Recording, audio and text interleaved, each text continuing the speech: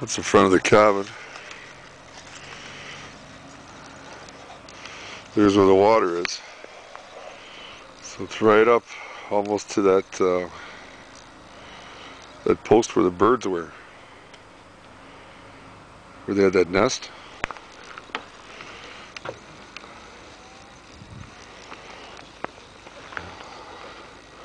So I'm standing on the end of the dock looking down. There's the stones.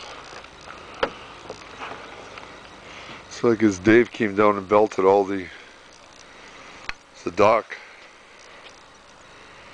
with that strapping.